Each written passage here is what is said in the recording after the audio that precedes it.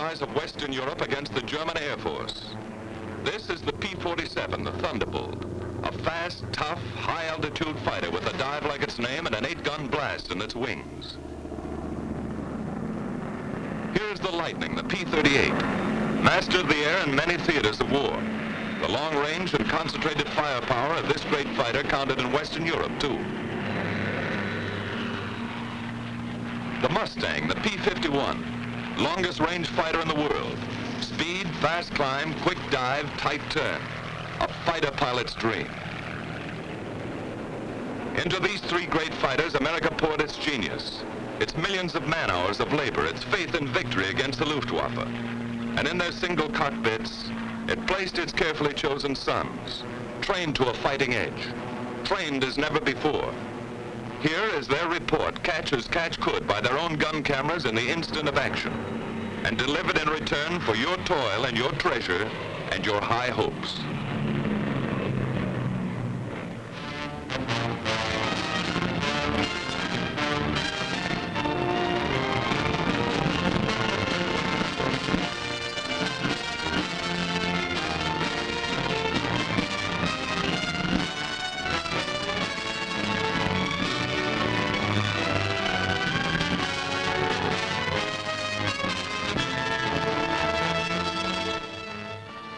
This is a Thunderbolt base in East Anglia on the east coast of England.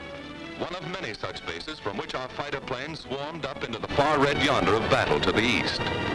Their main job, although they struck many other blows, was to escort and protect our heavy four-engine bombers, the big friends, against the Focke-Wulf 190s, the ME-109s, and the enemy's rocket-lobbing twin engines, Ju-88s, ME-210s, 410s, and others. To attack them whenever, wherever, and in whatever strength they appeared. Our direct challenge for control of the air. Trucks bring the pilots from the field to the squadron dispersal hut for intelligence interrogation after the mission. Coffee and sandwiches if they want it. Little action today, just a routine escort. You saw 4 190s on the field. That's right. Harry saw them, too. I think it was this field, Jack, further west. We made the 180 here and flew about 2 minutes on 340. Well, that's about 15 miles south of Hanover. We thought that field was knocked out. They seem like ordinary American boys, but look a little closer. Now they pile in a Jeep and ride to chow. They have Jeeps enough, but they like it this way. They kid a lot, high-spirited. And later they relax and enjoy the not-too-frequent sunlight. Unless some joker is present, and he usually is.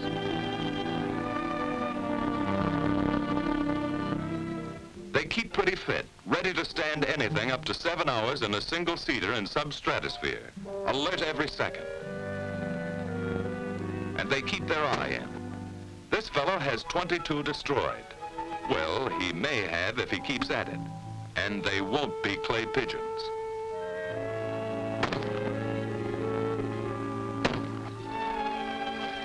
The old swimming hole is the same in England as at home. They had a beautiful summer in England that day.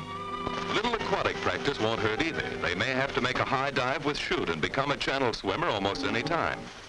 Of course, it gives their airborne pals a fine chance to practice low flying a bit.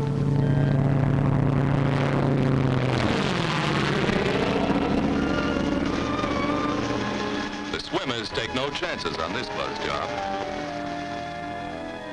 Maybe they're learning not to get behind the 8 ball here. Put the 6 in the corner.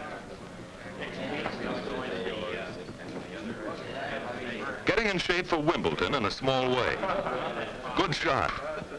Keep your eye on the little white ball, Eddie. Keeping up with their crooning, naturally. May need that in the good old by and by. Everybody's favorite newspaper in this town. What goes on in New Guinea, China, and Luzon? What's happening at home? Best of all is their comradeship. Fellows who are trusting one another with their lives in this teamwork war learn to be friends. Somewhere else in England, and another day, from deep sweeps into enemy territory, a weather reconnaissance plane flies in.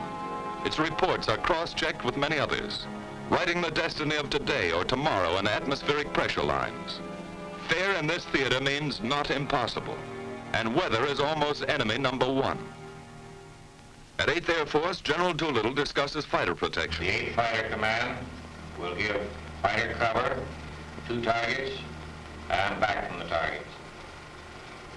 It's desirable that we peel off as many fighters as possible to come down east of the Ruhr and straight ground targets.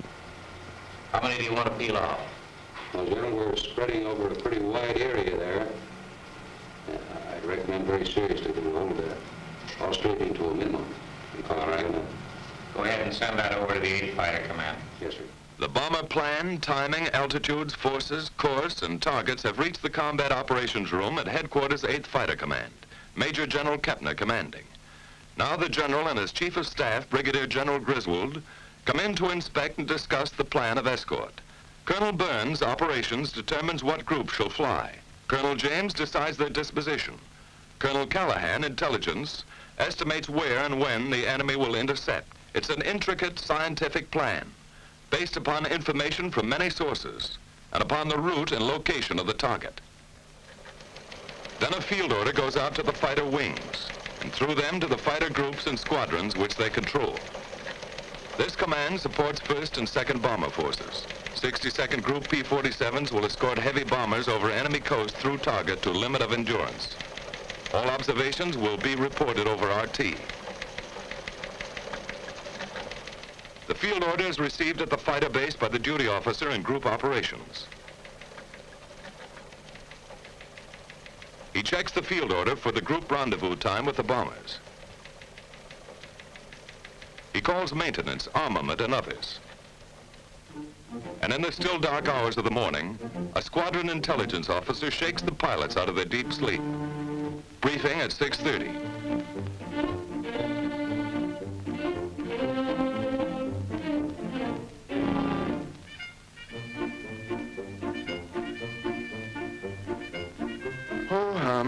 Why can't they fight the war at a reasonable hour?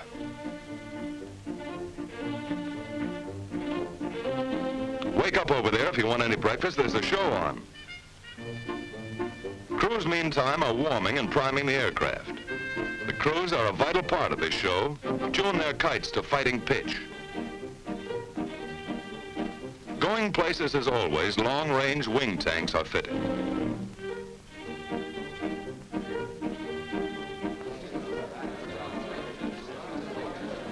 Now briefing and everybody present.